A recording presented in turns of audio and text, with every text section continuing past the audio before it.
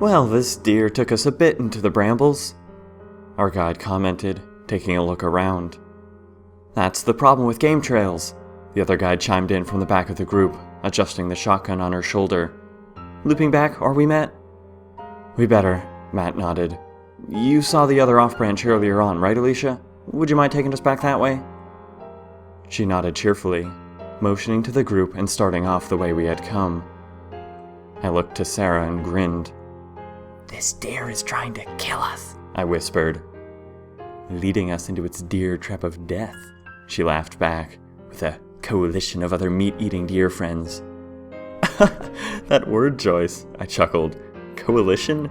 That unionized gang of deer, that presence of several other like-minded creatures, that myriad of hoofed herbivores with similar views on life, classic deer forming mob mentalities to kill humans. Classic, Sarah reiterated with a smirk.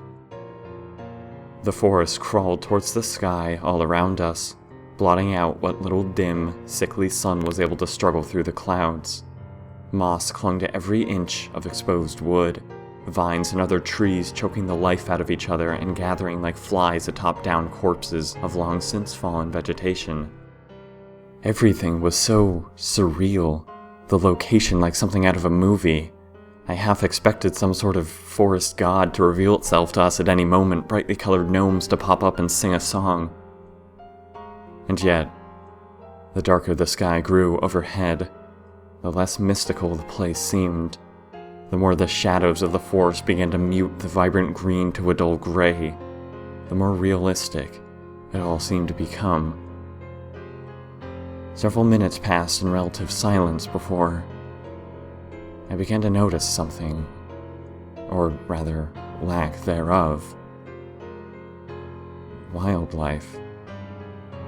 The tree branches around us seemed to be stripped of any birds, the forest once distractingly full of movement just minutes ago, now hushed to an eerie standstill.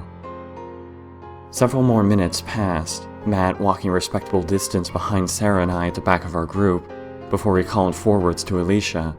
"Hey, better give these guys a water break," he projected his voice over the group. "Water break," Alicia called back, smiling and glancing to several much older members of the hiking group. "We're not in any rush," she affirmed. I looked to Sarah, brow furrowing as I saw her softly biting her nails absent-mindedly, gazing off somewhere distant. I slapped the back of her hand with a quick snap of my wrist, laughing as her eyes went wide. She quickly smacked her hand against her forehead, apologizing. This was a game of ours, in which hitting the back of the other person's hand meant they had to hit themselves in the forehead with that same hand. She technically could have done it back to me, but we both knew it was less of a game and more of a way to curb her horrible habit of nail-biting. "Sorry," she again repeated, shaking her head and shoving her hands into her pockets. "No one's gonna want to hold your hand if you keep doing that," Ashley chimed in with her trademark snark, shrugging before turning away from us again. "Oh, ouch," Sarah chuckled, looking to me. "You think that's true?" "No way, cuz," I grinned. "I'm sure guys could find way better reasons to not hold your hand." She rolled her eyes, punching my shoulder. I laughed, flinching backwards. The distant surf lapped against some unseen rocky beach to our left, the scent of rain being carried along with the next breeze that managed to struggle through the rotting forest. "Wilderness," I mumbled, plopping down on the soggy ground. "Yay! Needs more bears eating my face." "Don't sit!" Sarah shook her head. "Did you even see those spiders earlier?" I shot up in a flash, slapping dirt and moss off my pants hysterically. "Fucking hell," I whined. "Damn it, nature, stop existing." Sarah laughed slightly, beginning to chew at her nails again. I was too late this time, her hand shying away before I could slap it. "Stop!" She shoved her hands into her pockets. "I just do it when I'm nervous, okay?" "Nervous?" I laughed back. "What's there to be nervous about?" I don't know," she sighed. Nothing, I guess." "You know," I nudged her, "spiders love nervousness." "I hear they're more partial to light trepidation." Ashley turned around again. "There's a subtle difference." Sarah just frowned, sinking further into her jacket. "Ready to get a move on, guys?" Alicia grinned, nodding to Matt and the group. If this trail leads us further into the forest instead of towards shore, we'll just have to turn around and head back the way we came, so we'll give this path maybe 10 minutes or so. Sound good? We all nodded. And that's when I heard the first scream. Projected and faint, it was almost easily confused with the distant crash of water, but too strange to be ignored. And yet, the rest of the group seemed to have missed it, ignoring it almost to a comical degree as I stopped cold. Sarah shuffled her backpack around, shoving her water bottle back inside and biting at her nails. Ashley sauntered ahead to fall into line with the rest of the group. No one gave it any mention. Not even Matt. Did you hear that? I finally hushed to Sarah as we began walking. That sound earlier? Huh? She cocked her head, glancing at me curiously. When? Just now, I stammered. It sounded like a distant, I don't know, yell or something. Ooh, spooky, she shrugged. I don't know, I don't think I heard anything. Probably spiders, I finally sighed, shaking away the feeling in my stomach. Always yelling and stuff, spooping people good.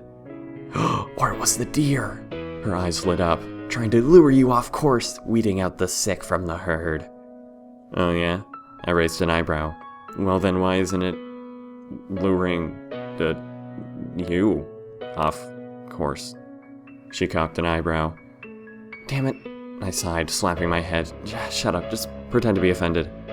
She laughed, turning back towards the trail. Just in time for another howling scream to rip through the forest. I flinched, stopping dead. The groaning, ancient forest stared back at me, cavernous maw of trees receding into infinite darkness. Again, no one stopped, not a single shoe missing its beat as everyone trudged forwards, directly towards the sound. I went to speak, running to catch up to Sarah, only to feel the words muddle themselves in my throat. Wait, seriously? I managed to whisper, not even knowing why I had dropped my voice. What was that? What? She questioned in a similar whisper, slowing her pace and turning slightly. What was what? You really didn't hear that wind or howl or something, I thought. No, I'm actually serious. I mean, far away, but you didn't... I don't think so? She cocked her head. Was it thunder? If you're trying to scare me, you're doing a shit job. God damn it, fuck me. I shook my head, resigning. Clearly I'm losing my damn mind. No, it wasn't thunder, it wasn't anything. I'm just hallucinating like always. Classic me, then never mind. But thunder did crack overhead, clouds reaching us in a powerful wave as a light sprinkle began to patter against the dense leaves above us. The drizzle rapidly escalated to flat-out rain. Water began to pour down, and the once dreary forest hollowed out to withered bones in the gray slashes of rain. I flailed to zip up my coat as Sarah grumbled sarcastically and fumbled up her own rain hood. There was relative silence for several minutes after that, the only sound the rain reaching gangly fingers through the trees overhead. I never heard the sound again, whatever it was. The next sound I heard wasn't a noise at all, but rather a strangled silence, the group ahead of me going dead quiet in a collective act of shock. Sarah nearly bumped into Ashley, who had stopped suddenly with the rest of the group. She turned around to me before trying to peer around the group to see what they were all looking at. I could only hear the voice of the guide ahead. Oh my, she spoke, shuffling resonating from the group as people turned 180, and she called back. Matt, we've got a deer up here. Matt quickly jogged around the line to get a better look ahead, Sarah and I following him in curiosity. The carcass lay directly in the path it had been creating. Blood a dark, sickly brown. Flies were assaulting the corpse, the skin of its face torn to its ribcage, flesh flapping slowly in the cold wind and rain. Alright, listen up. Matt nodded to the group. Just this morning we talked about bears swimming between islands in Alaska. This is a perfect example of why you can never let your guard down. Coming upon a fresh carcass is something we never hoped to do. He glanced around, unstrapping his shotgun and safely pointing it away from the group as he removed the cap and switched off the safety. I want everyone to cover their ears, he motioned, and I mean really cover them. If you've never heard a gun go off before, I promise you it's a lot louder than you think. This is no big deal. I'm going to fire a warning shot into the air, hopefully scare away any large predators. On the count of 3. I looked at Sarah, eyes wide, before grinning a fake toothy smile and covering my ears, pressing my hands hard against my head. She quickly did the same, the countdown from 3 seeming to take forever with my muted hearing, before a massive percussion exploded outwards, making both Sarah and I jump out of our skin. We laughed to each other as we put down our hands. Fucking hell, I whispered. He wasn't kidding. What? Sarah joked. I can't hear you. What? I laughed, but Matt didn't seem to be in the mood for our lightheartedness. Alright, we're going to turn around and head back the way we came in. He motioned the group back into line. Stick close together and be as loud as possible. Don't worry, this is fairly routine, but I'm going to need you to all move quickly, alright? He got nods from the group, and Sarah and I now found ourselves in the front of the line as we started back the way we came, with Matt now taking the lead. Hello, bear, I called into the forest along with the rest of the group. Heyo, bear, bear, bear. Hello, bear. Oh, hello, Sarah snickered. If you're gonna eat anyone, make it John. And by John, she means Sarah. I smacked her shoulder. She's way fatter than me. Probably tastes better too. I staggered to a sudden halt, Sarah bumping into me as Matt stopped cold ahead. He was looking at something around the next bend. Alright, he spoke, turning around to face the group. You guys are doing great. Keep it up. We've got another carcass up ahead in the trail. If you're squeamish, let someone guide you to step over it. Do not try to move around it off the path. Not even for a few steps, alright? Sarah and our eyes met, genuine fear seeping into her retinas for the first time. She gnawed nervously at her hands. I'm going to fire another warning shot, Matt continued. You know the drill, on the count of 3. Wait, what? How did another carcass get in the path we just came from? I whispered to Sarah, not doing a great job of masking my genuine fear. Like, it just got there? Is something really... The gunshot was deafening, my heart stopping in my throat to choke my words out. My pulse hammered, an embarrassed laugh escaping my lips. Oh, God damn it. I hissed. My blood pressure was a little too low anyway. Sarah didn't laugh, a smile only making its way onto her face as she noticed I was looking at her. Yeah, she laughed, visible nervousness grinding her fingernails with her teeth. Alright, let's keep moving, Matt motioned, a bit more urgency in his voice now. Stick together. Alicia, make sure of it. She gave a big thumbs up, and we continued forwards. As Sarah and I came around the bend, I felt my stomach drop. The deer looked alive. Its large black eyes were still wet, fur unmatted and clean. Only it was laying down in the path, and its intestines were pooled beside it, several strands stretching off into the brambles, wet gore slowly saturating the dirt. I nervously kept walking behind Matt as he trudged forwards, carefully stepping over the carcass. As I did the same, I couldn't help but take a closer look at it, only to instantly wish I hadn't.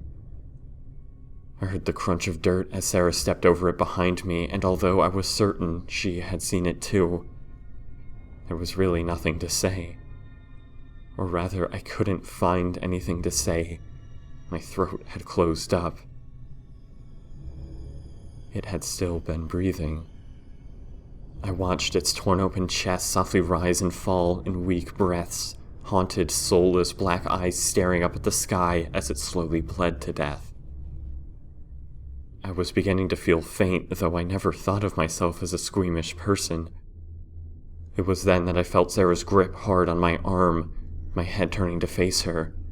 She was ghastly pale, just using me to steady herself as her head bowed. She didn't say anything as we continued weakly walking, and I said nothing in return. "Just a bit further, guys." Matt anxiously addressed the group, eyes flashing down to Sarah. "You guys can do this. There's nothing to worry about. It's nature is all. We'll be back in the boat before you know it."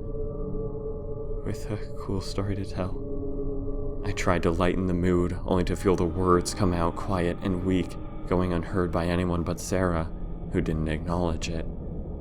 It was clear she was trying to steady her breathing, head bowed low as she stared at the ground and used me for shaky guidance. I lifted my gaze from her to look back at the trail, only to see another, sprawled form lying stagnant ahead. This time the corpse wasn't directly in the trail, having been dragged off a ways, head buried in thick brambles as it lay in a ditch. I quickly flashed my gaze back to Sarah as I angled myself to block her view of it. Not that I needed to. She was getting worse, eyes still fixed on the ground, skin paler and gaunter than I had ever seen it. She tried to look up as I shifted my weight, but I just put my hand up to block her view, shaking my head. After several seconds, I looked back up to see that we were off the trail. Matt was apparently leading us on another route. He put up his hands to brush away thorny branches and hold them for Sarah and I. It's all right, I croaked out to Sarah with a voice far less assuring than I meant it to be, doing my best to smile. "No biggie, you got this. At least it's not spiders. We're almost there." She finally breathed a sickly chuckle, wincing and nodding softly. I looked ahead again to see Matt suddenly many steps ahead of us. I didn't know what route he was planning or why he was winding so much, but I was fairly certain I could hear the shoreline in the opposite direction, as if his haphazard path was leading us further into the darkness. I looked back in concern, only to see the group following obediently along, even Alicia, so I rapidly convinced myself he had a reason, either to avoid a known obstacle or maybe to get us into some more dense tree cover from any large predators. Anything I said to myself made me feel better. Sarah seemed to only be growing colder, my hands beginning to feel as if I was grasping dry ice. That's when I hit something hard, losing my grip on Sarah as I staggered backwards several feet to catch myself. Matt stumbled as well, having stopped cold around a steep bend in his bushwhacked path. Sarah's bleached skin flooded with deathly gray, pupils constricting to pinpricks as she stared ahead. Fur and bone were scattered like dead leaves, sopping wet and coated in decaying flesh. The scene before us reeked of overpowering foulness, nauseating tendrils of death screaming forwards with a scent of decomposition. I couldn't count them all, nor could I identify every species. The bodies lay in tattered ribbons, gruesome piles of flesh crawling with maggots and rot. Deer, moose, and at least one grizzly were now consolidated into an unidentifiable mass that grew ever heavier in the cold rain, blood streaking the ground like a small river. My heart spiked with ice, blood streaming from my extremities. The scene was so unbelievably horrific that I simply couldn't process or accept it at first. Matt stood rigid and speechless as well, hand slowly falling to his side.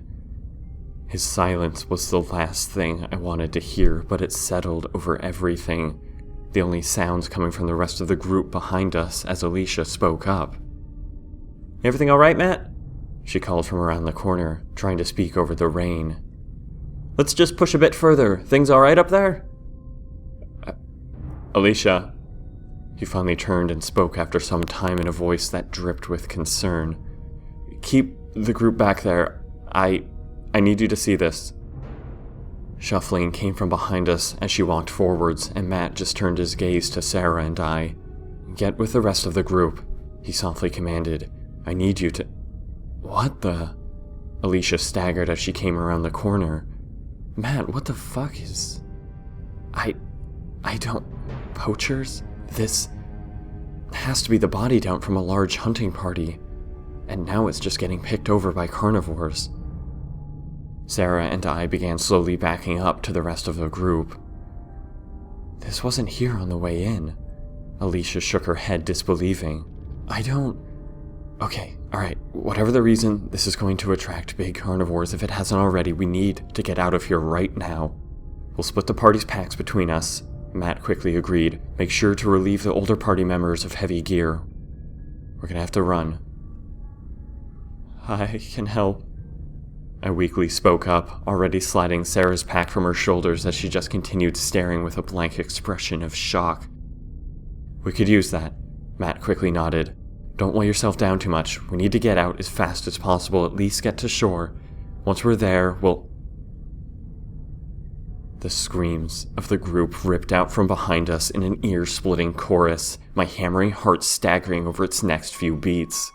Matt's eyes went wide, Alicia and him quickly cocking their guns as they tore around the corner. Hey, stand your ground, Matt cried. Grizzlies aren't... His voice cut off as he disappeared from view. Words apparently strangled from his throat from whatever sight greeted him. A gunshot rang out. And then came the horrible scream I had distinctly heard before, the soul-ripping roar shaking the ground. I was standing 1 minute, but a blink later, I found myself on the cold floor, my blood feeling fuzzy and warm as it swirled in my numb limbs. I felt nauseous and queasy as I struggled back to my feet, fearing I might faint again as another gunshot split through the air, followed by more human screams. Sarah stood rigid and stiff in my peripheries, my limbs backpedaled without my permission, backing me up from the corner until I nearly bumped into the wall of carcasses. Bones crunched beneath my feet. Sarah's limbs shook, taking one step towards the sounds before the overpowering adrenaline response again stopped her stiff in fear. She rapidly backed up beside me, eyes frazzled with terror. From around the corner, a pale shape tumbled as if a broken doll, limbs bent and broken before it slammed against a tree trunk a ways down the hill. Its skull split with the impact, eyes starched wide and unblinking, mouth frozen in a howling scream. Ashley. At least, part of her. My hand slapped against Sarah's wrist with enough force to snap her arm, and I tore her off the bushwhacked path before waiting for her to steady herself. My feet dug into the soggy earth as brambles ripped past my face, branches and spiny growths lacerating our skin. I didn't feel a thing, however, just stared dead ahead as my peripheries slowly watched my legs grow a deeper and deeper crimson, warm liquid beginning to smear in the rain. Sarah stumbled along behind as I dragged her, her limbs getting caught on several large snags, flesh shearing off without so much as a whimper from her mouth. We finally reached a clearing after some time, everything distinctly colder now as I felt steaming blood roll down my arms and legs, pelting rain feeling like stabbing needles.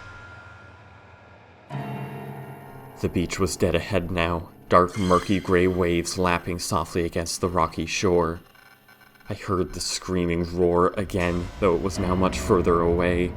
Birds leapt from their perches in the forest at the sound, clouds of blackness vaulting into the distant sky with a myriad of shrieks and squawks. I scanned the shoreline with panicked breaths, finally locating the sandy outcropping we had been dropped off at. The forest was too thick behind us to skirt along the shore to reach it, and there was no way I was looping back. There was no more distant gunfire now, everything restored to deafening silence. The Alaskan water was impossibly cold, my legs instantly locking up from the shock as I waded into it. My head went under for a brief moment as I flailed. Sarah faltered as well, panic-stricken eyes widening as she stepped in behind me. As I struggled to regain my strength and keep my head above the shallow water, Sarah managed to get back to her feet before another wave knocked her over, nearly crushing her skull against a rock. Finally, I was able to grab her soaking shoulders and haul both of us up where we used each other for balance. Having a minute to breathe now, the pain from the countless cuts came in a thunderous explosion. I watched the water around us slowly cloud with dark red. My hand slipped several times off Sarah's arm, a massive gash across her shoulder leaving slippery blood to flow like water down it. My eyes stung with blinding pain, lacerations across my lids making it hard to blink. But still, we slowly waded through the water, my heavy hiking boots keeping me weighed down. Clouds of jellyfish packed the frigid shores, my mind paying them little attention as I simply focused on bracing against the waves. Finally, my feet hit the sandy shoreline, but there was absolutely no sense of hope. The boat remained in the far-off distance, a small speck on the horizon. Without Alicia or Matt's radio, they wouldn't be sending any skiffs for us. I waved my arms frantically, just hoping someone would be watching, but the minutes began to slowly drag on. The yawning forest stretched out behind us, eerily silent against the chaos of before. Nothing came from the distant boat, no movement flickered on the horizon. Sarah shivered beside me, eyes glancing feverishly behind herself. "Should we?" She finally gagged out after some time. "Should we have?" "I don't know." I staggered, clutching my head. I don't know, fuck. What the hell happened? I just left them. What was that? Sarah shivered. I mean, I didn't. Fucking giant bear or some shit. Jesus fucking Christ. Ashley got... She just... I dry heaved, feeling the world swimming around me. Sarah shakily sat down beside me. Are any of them okay? I tried to breathe as if needing to force myself just to exhale. Fuck, I don't know. I shouldn't have left them. Fuck, what could I have done? Are there people still alive back there?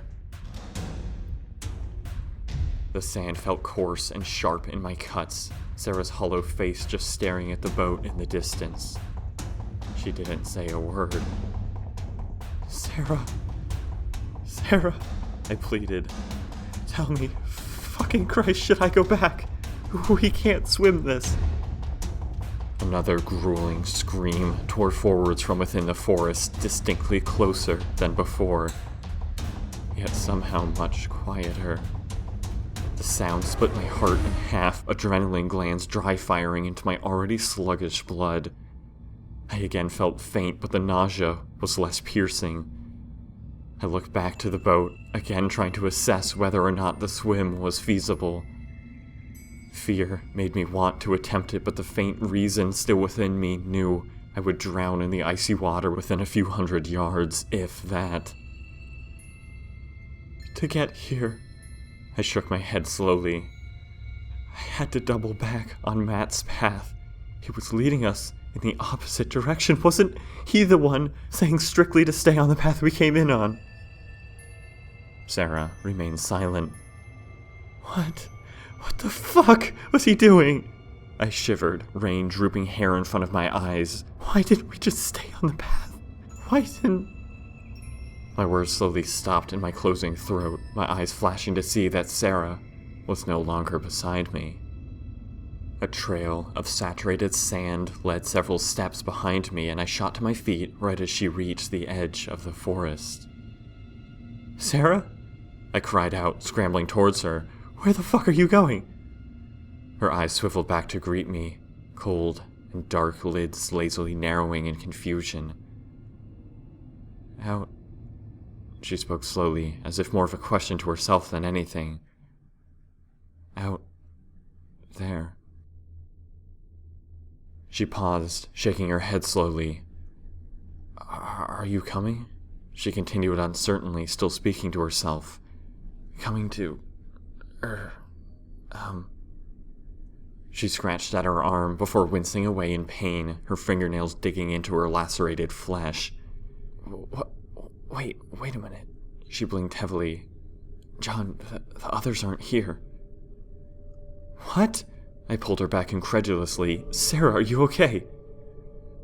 She wobbled unsteadily, my eyes falling for the first time on her back. Her shirt was soaked with heavy blood, tan fabric stained a gruesome red. I'm sure the injury looked worse than it really was, but the fact remained that she was clearly losing a lot of blood. No, they're not here. I shook my head, unsure of how to handle her now that she was practically fainting at every word. Where are you going? You really want to go back? Sarah, you definitely can't, and I mean, it's probably still there. No. She unsteadily spoke, shaking her head.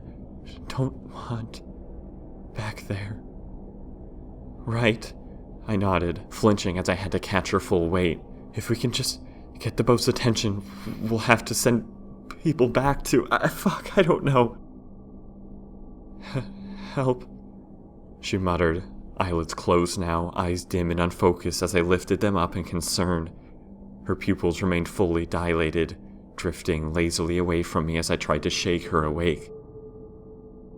Stop, she muttered, somehow still able to partially support herself as she weakly grabbed my arm. I can't go. Stop. I don't want... die. The next foul gust of decayed, rain-filled air blew past my head, and my eyes widened. This time, I wasn't even sure, but I could have sworn that it carried the ghastly scream from before, though it now sounded muted and quiet, as if whispered in my ear. I whirled around to the forest only to see the screaming face of nothingness, dark twisted trees and moss-covered plant tendrils. Nothing moved anywhere in sight.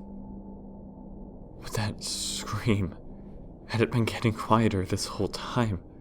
I had been able to hear it so distinctly before. I began pulling Sarah back towards the beach, her wobbling steps resisting me with all of her strength. Sarah, did you hear the noise it made when it attacked? I pressed in panic, trying to get a response from her in desperation. Sarah, please, for fuck's sake. I heard it earlier today, too. Were you serious when you said you didn't hear anything? When it attacked, did you hear that scream? Scream, she mumbled through cold lips, hand trying to tear mine from hers. No. Scream. She was able to pry my cold fingers from her arm, stumbling over her own feet before righting herself. Her eyes sluggishly fluttered half open, hand moving to press against her temple. No, she slurred. Dead. Silence. Her eyes widened further, deflecting my attempt to grab her as a look of understanding crept into her dark sockets. We need to get out of here. She nodded in my general direction, eyes still eerily looking right through me. The boat. With that, she twisted around to grab my arm in turn, yanking me towards the forest. Wait, Sarah! I cried, struggling and wrenching her backwards with great effort, nearly sending both of us tumbling. What the hell are you doing? I continued. We're not going back there. The boat is over there. I stopped as a spray of water nearly knocked me down, my pointed finger sticking directly in the direction of the forest. My eyes flashed down to see that I was still waist-deep in the frigid water, weak arms struggling. What the hell are you talking about? She cried. John, look at me! My pale, gaunt skin was numb and slowly decaying to a blue hue in the surf. What the... I staggered, turning around to face her. How the hell did we get back in the water? I'm not going back in that forest, she struggled, either tears or salt water dripping down from her dead skin. You've spent the last 10 minutes trying to drag me back in. I'm going to swim with or without you. Stay the fuck away. Her fingernails clawed at my skin, and it was only then I realized my hand was gripped so tight around her wrist that black bruises had begun to spread out in filthy patterns. I flinched my hand away instantly, another wave spraying my face with stinging salt water. "It's not a fucking bear!" she cried, pushing further away, hand draping limply from her wrist, either broken or dislocated. "I swear to God, I heard its fucking scream. It's like nothing you've ever heard. If you want to go back there, you're going alone. Stay away, or I'm gonna fucking stab you, John." No, wait!" I cried. "What the fuck are you saying? Heard what?" Thunder cracked overhead, the scream of the beast shattering my eardrums as I began to hear wood snapping. It was almost to the beach, trees in the near distance swaying. Sarah's face fell in horror, her legs kicking off from the bottom of the shore as she began frantically paddling away with one hand. "That, you fucker!" she screamed. Shut up! I know you can hear it! Fucking die!" She was in hysterics, hypothermic limbs barely carrying her any distance in the water as panicked tears streamed down her face. My limbs also spiraled into panic mode, pushing off from the shore as I staggered through the water, not trying to reach the boat now, simply trying to get as far away as possible from land. "Of course I can hear it!" I screamed, paddling my way past her before grabbing her and trying to help her along. "I heard it before the attack. You had no idea what I was even talking about. You asked me if it was thunder and thought I was trying to scare you." "You said that to me!"